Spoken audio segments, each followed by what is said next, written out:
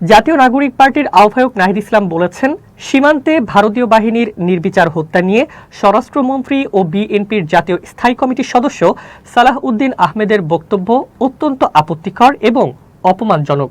সরকারের দায়িত্বশীল কারো থেকে এ ধরনের বক্তব্য শোনা জাতি হিসেবে আমাদের জন্য লজ্জার।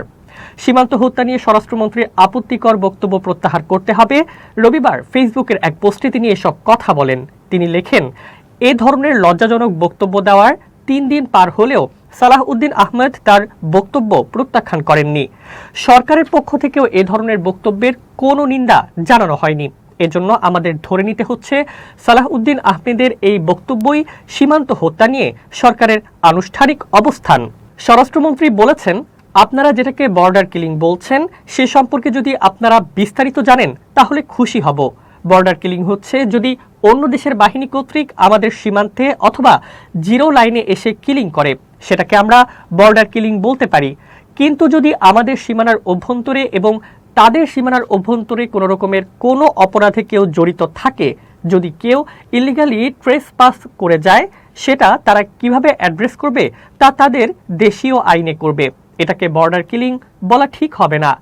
তার এমন অবস্থান আন্তর্জাতিক আইনের সঙ্গে সাংঘর্ষিক। নাগরিক ও রাজনৈতিক অধিকারের আন্তর্জাতিক চুক্তির ৬ নম্বর অনুচ্ছেদে বলা হয়েছে, প্রতিটি মানুষের বেঁচে থাকার অধিকার একটি সহজাত অধিকার। রাষ্ট্রগুলো তাদের আইন দ্বারা এই অধিকার রক্ষা করতে বাধ্য। আগ্নেয়াস্ত্র ব্যবহারের জাতিসংঘের নীতিমালায় বলা হয়েছে, প্রাণঘাতী অস্ত্র বা আগ্নেয়াস্ত্র কেবল তখনই ব্যবহার করা যাবে যখন নিজের বা অন্যের জীবন বাঁচানোর জন্য কোনো উপায় থাকবে না। চোরাচালান, অবৈধ অনুপ্রবেশ বা অন্য কোনো অপরাধ দমনে প্রাণঘাতী অস্ত্র ব্যবহারের সুযোগ নেই। সীমান্ত হত্যা নিয়ে ইতিপূর্বে এইরকম বক্তব্য দিয়েছিলেন ফ্যাসিবাদী সরকারের পররাষ্ট্রমন্ত্রী একে আব্দুল মোমেন। ভারতের প্রতি শেখ হাসিনা সরকারের নতজানু নীতি এবং এর পরিণতি সর্বজন বিদিত। জুলাই বিপ্লব পরবর্তী কোন সরকারের এমন অবস্থান অগ্রহণযোগ্য ও গভীরভাবে উদ্বেগজনক। আমরা অবিলম্বে স্বরাষ্ট্রমন্ত্রীর এই বক্তব্য প্রত্যাহারের দাবি জানাচ্ছি।